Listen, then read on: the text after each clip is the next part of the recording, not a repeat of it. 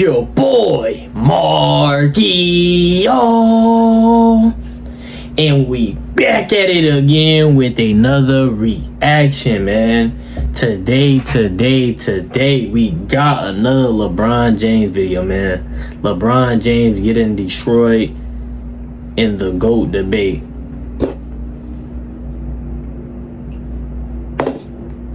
I'm loving these. I ain't gonna lie, I'm loving these. We got a lot of Hall of Famers. We got a lot of, different type of people that's coming out and just letting y'all know, or letting the LeBron fans know, like, there's nobody will be on the same level as Mike, and LeBron would never pass him. You know what I'm saying? And I love it because it's a lot of players that LeBron played with and LeBron played against. Not just Michael Jordan, who he played against in the 90s and the 80s. It's players in today's game saying Mike is the GOAT. So make sure y'all like, comment, subscribe. Let's get straight to this video, man. I've never seen a better basketball player than Michael Jordan.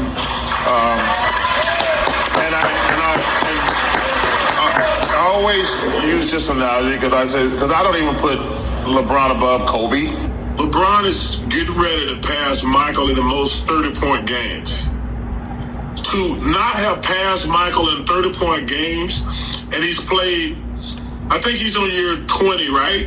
That he's still behind Michael, and he's played 7 years longer. LeBron's a nice guy. Nobody ever said that shit about Michael and Kobe. No, and they're like, yo, man, these dudes out here trying to kill people. For a lot of NBA fans nowadays, one thing we're growing increasingly tired of is the age-old GOAT debate. The notion LeBron James is on Jordan's level. And whether you look at Fox Sports, ESPN, or even LeBron himself, they're always pushing the same old narrative that LeBron James is the greatest player to ever live. That one right there made you the greatest player of all time. I'm going to take myself against anybody that's ever played this game. Oh, he got to call me like 2-3 or Bron. Okay. Or, GOAT if he wants to. Oh, 2-3 is Jordan, bro. What is he talking about? GOAT. What are you talking about? One shot here off. The idea LeBron and Jordan are 1A, 1B, interchangeable, or even 1 and 2 all time, I reject at face value. As looking at LeBron James, his overall GOAT case, claim for the top spot in NBA history, never really got off the ground in the first place. As of course 2011 had the biggest meltdown epic choke job and his self-combustion on the biggest stage in basketball. How can you be disengaged in the biggest game to put your foot on the Dallas Mavericks' neck and go up 3-1? 8 points, bro. That series right there in 2011 is the biggest stain, blunder, and black mark on any all-timer's legacy. It's worse than Kobe in 2004, Steph in 2016, or even Tragic Johnson in 1984. It is definitely worse than all those. It's worse LeBron in 2011. He was the heavy favorite, had 2 All-Stars, 2 top 10 players. He anointed himself as the king of the NBA, who won multiple championships off the bat. And of course, he blew a 2-1 lead in the process, getting owned by Jason Terry. Nowitzki wants the ball, has them again, excellent ball now. Terry, a long 3, bang! Is this your king? As bad that series was for LeBron James, a lot of LeBron fans, they chalk it up to one series, one bad moment, and that's all it was. Well, I'm here to tell you guys LeBron James, pre-2011, had multiple huge blunders, failures, and disappointments. And in terms of LeBron versus Jordan, I want to make one thing very, very clear. Jordan pre-91, yes, he was losing. But Jordan, the individual player, was showing up in every series. LeBron pre-2012 was choking, folding, and underperforming as the favorite. And looking at one of those forgotten choke jobs of LeBron James, we have 2010 versus Boston. LeBron's Cavs this series, they were the favorite, had the better record, home court advantage, the higher seed, and expected to win and make the NBA Finals to play Kobe's Lakers. And of course, through 3 games, they were actually up 2-1 and well on their way. Now, the final 3 games, LeBron James absolutely crapped the bed, averaging 21.3 points per game, 34% shooting, 15% from 3, with 6.3 turnovers. What is that Mel. LeBron James, struggling. Very much so. Especially in the first half.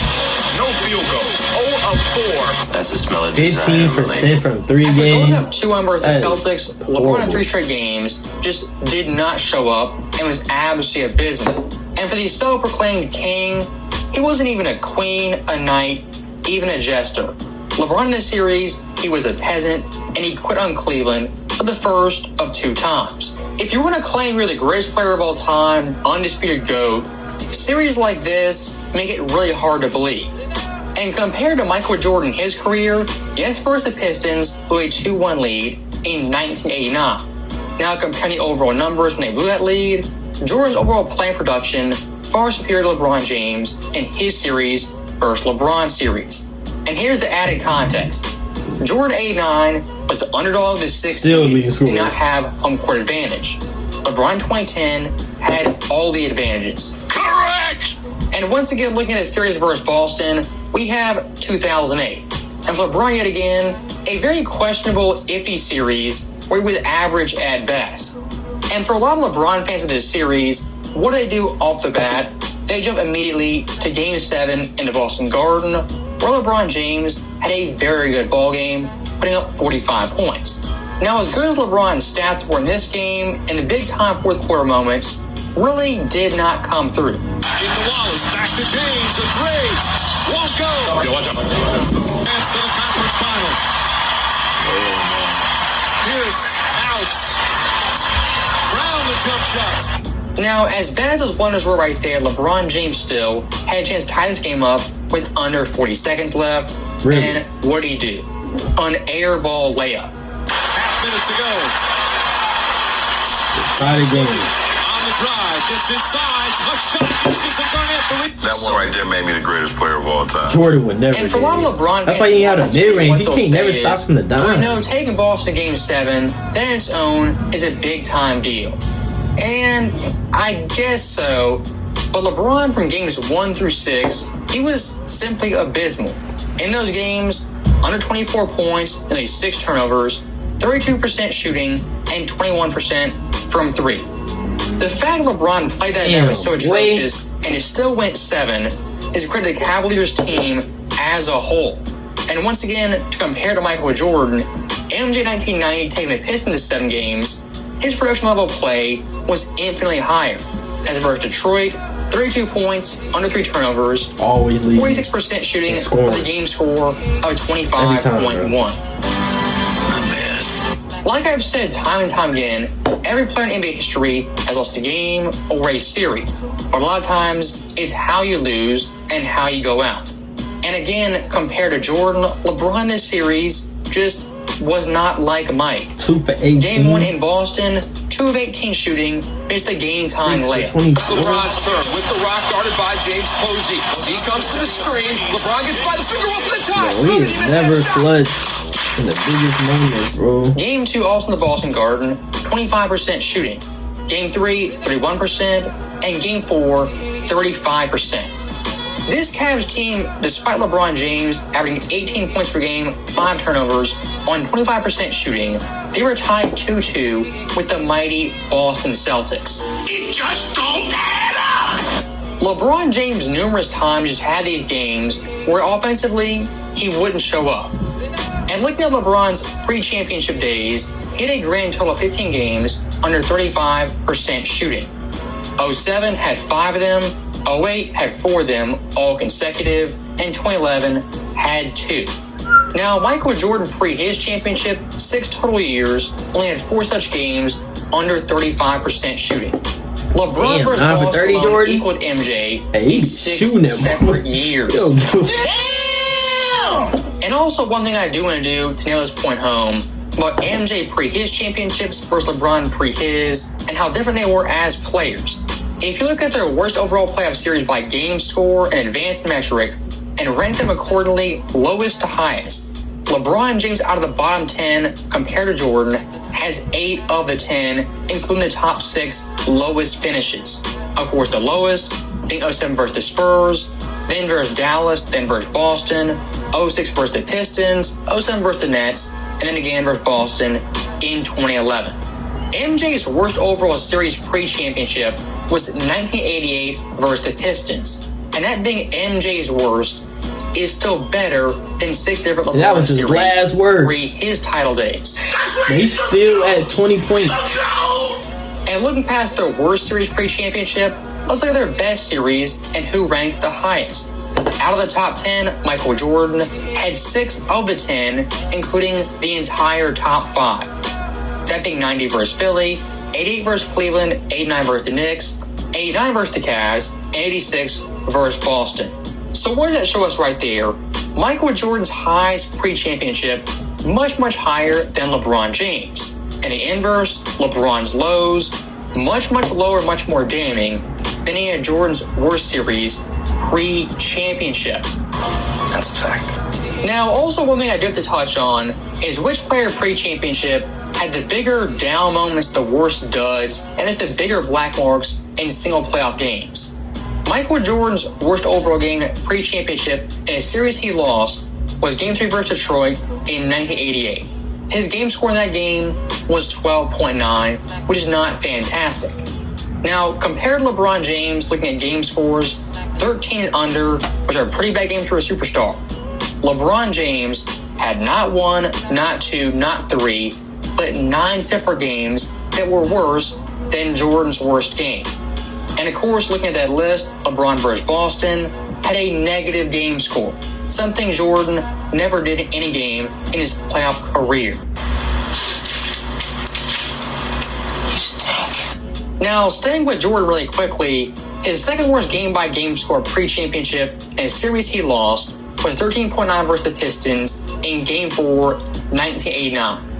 LeBron James pre-championship, games with a game score below 14, he had a whopping 13 games. And of course, looking at that list, the Mavericks series, a couple of Celtics series, even the Spurs series in 07, well, LeBron simply did not show up and show out like a superstar should. Timeout.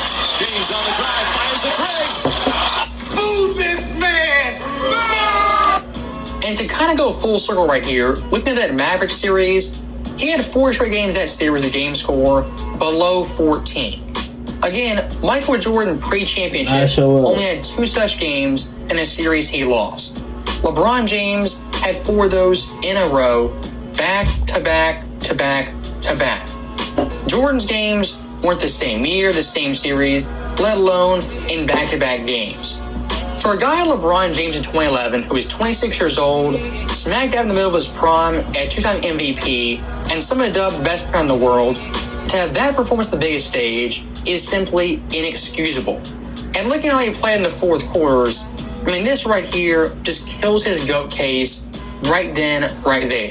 Game 1 in the fourth quarter, 5 points, that's average. Game 2, 2 points, 0% shooting, that's abysmal. Game 3, also 2 points, abysmal. Game 4, 0 points, 0% shooting, the worst of the worst. And Game 5, 2 points, 25% shooting. That right there is 4 straight games LeBron James was a no-show in the fourth quarter, with his team having the ability to win all those games. Oh, he's joking. He's joking. For Michael Jordan's entire playoff career, you can't point to a moment or a series where he cost his team a championship and choked away a ring. LeBron in 2011 did just that. So that right there is the end of the video, and I'll say one last thing. Michael Jordan's pre-championship days, they kind of get tossed in the trash, they get crapped on, and really undervalued. But looking at Jordan pre-championship, I mean, he had countless great series, great moments where he came through in big-time spots for his Bulls team. Right. And compared to LeBron James, didn't have nearly the amount of blunders, failures, or black marks on his resume pre-championship or post-championship. As always, thank you guys for watching. Hope you enjoyed it. Okay. First thing I want to say is, it's crazy because when he was explaining when LeBron James passed Michael Jordan in 30 points, but he finally just passed Michael Jordan after like 7 years. So Mike played 15, 16 season, and I think LeBron was in his 20th season, and he just passed Michael Jordan off 30 points. it really tells you a lot how different Michael Jordan was. He played that amount of seasons and put up them crazy numbers, and LeBron just now get into that. Just imagine Michael Jordan had never retired both years. Everything was just normal. Like, he just continued to keep playing. Michael Jordan would be, oh my gosh, bro. Like, wow, Mike, why you have to retire? Mike, oh my God. That shows his greatness, though. You hear me? That really shows his greatness.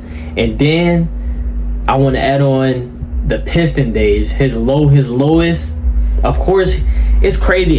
He's very dangerous because, like, he's still putting up 24, 25 points a game on that was his worst.